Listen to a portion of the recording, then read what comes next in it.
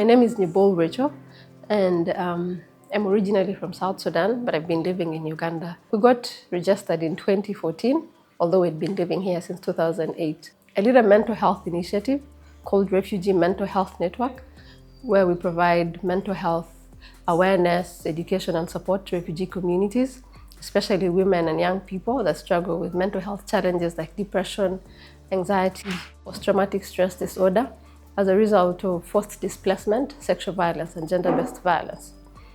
We started this nonprofit because of lived experience. As a refugee, I had a lot of challenges personally while I was young. When I was in primary school, I had a lot of mental health struggles. I tried to take my life because I had a lot of personal struggles that I couldn't put into words. I didn't know what I was going through. I didn't know who I'd speak to it about. So I thought the easy way out was to just end this all. But then in 2019, I was in a psychology class, my first psychology class. And then this guy was talking about mental health. He was talking about depression. He was talking about anxiety. And I was shocked because that was the first time somebody had given a name to all the things I felt. And I was like, oh my God, these things actually have a name and they have solutions, and it's not just in my head, I'm not crazy. So I was like, my first instinct was, how many more people out there go through this and do not know what they're going through, right? And they want to give up. So I thought, okay, let me just share. You never know who it helps. At the time, Facebook was the biggest thing. So I would post on Facebook, I'd speak about it. People would reach out and say, oh my God, I had this.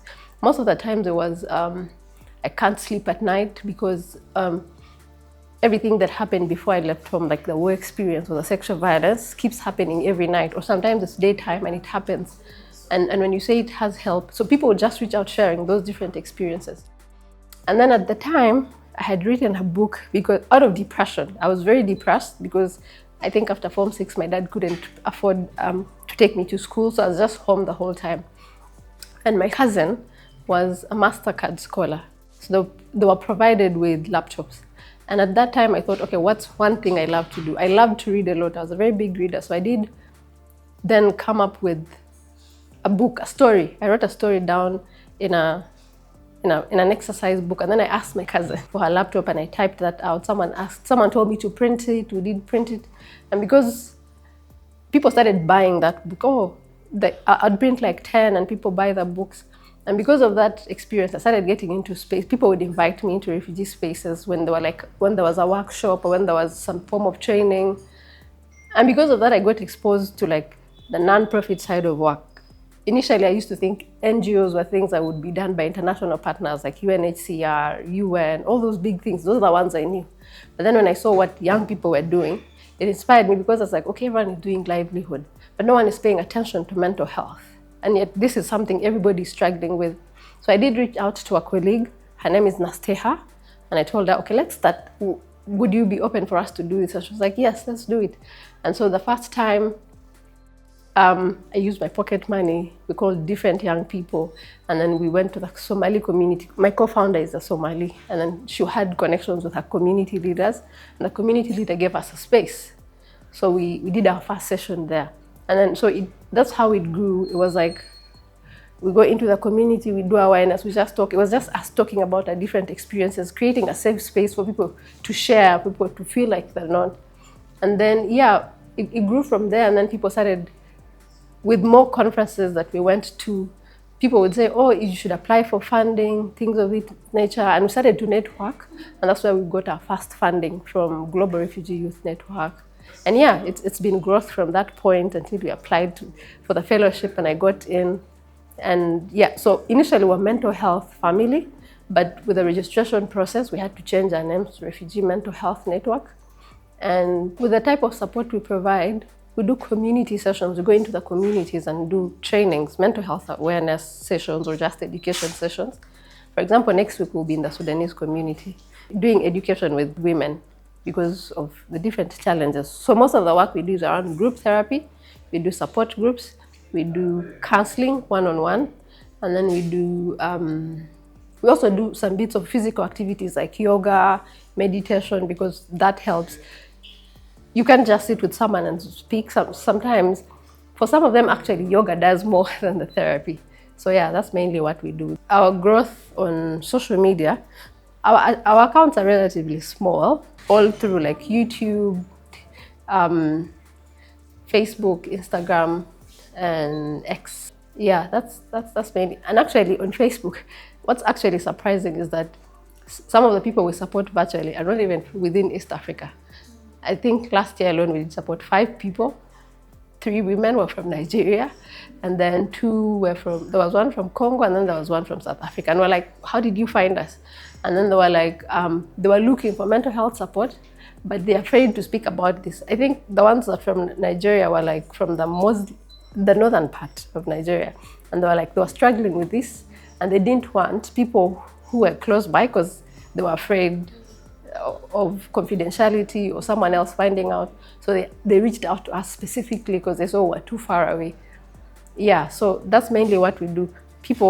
We create awareness on our social media platforms, but most of the work is on the ground. Yeah, the time when I joined the Refugees Mental Health, we got a lot of things. We passed through our trainings, get how to manage our business, managing stress, how to come out of stress.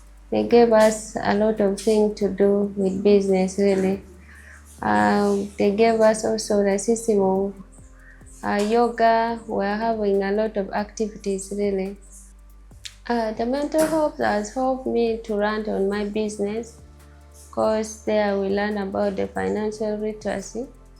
So I really transfer it in my business. At least right now I'm seeing some changes.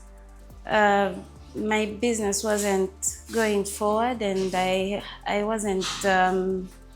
didn't know how to make things happen, because I used to have mental blocks.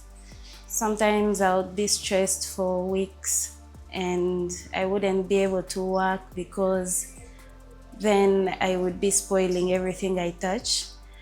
But that was before, and I also didn't know how to do the business part of my business. I was more in the practical side. So yeah, those were the challenges I had. The kind of guidance I got is I now know how to manage myself better, which also helps with my business, because I came to understand during the program that my mental health affects my business a lot. So now I know what to do when I'm stressed, for me to get out of it immediately and just continue pushing. For a lot of people, mental health is a white people thing. It's not an African people thing.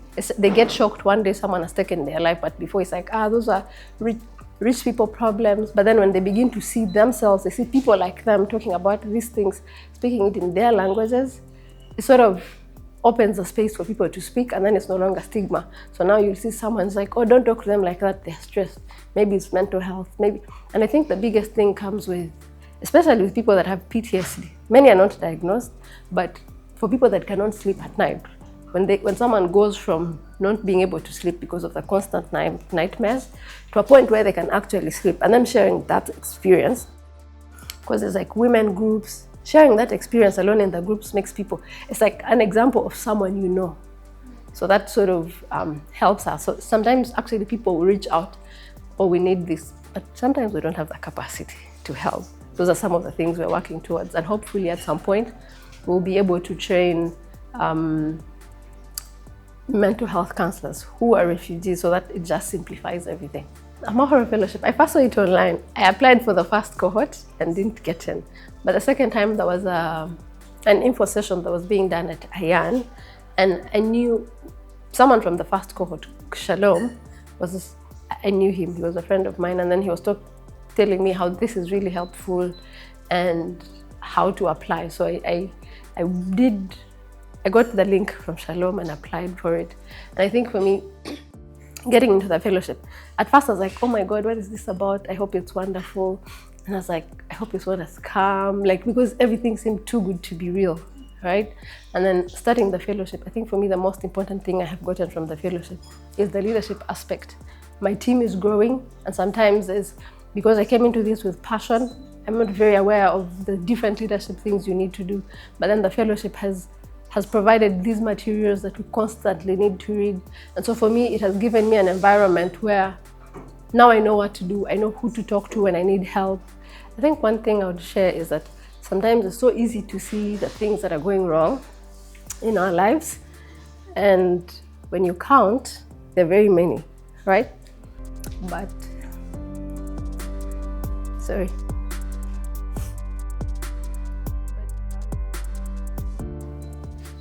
If you look at your life, there are things that are going right. Let's say you sit down and you say, what are 3 things in my life that are going right? And sit down and you write them. And you look at them and you say, okay, this is where I am now. Maybe you need 2 things in your life. Where do I want to be? And then look at your life. And this is also one thing I've learned from the fellowship. How do I get from where I am to where I want to be?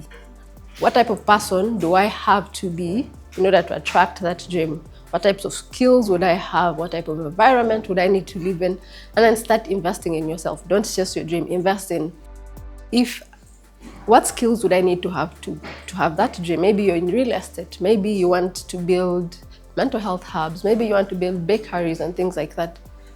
What time does that person wake up? Wake up at that time. And it's easy to see what you don't have, but ask, okay, how can I use what I have to get to where I want? Use what you have to get to what you don't have.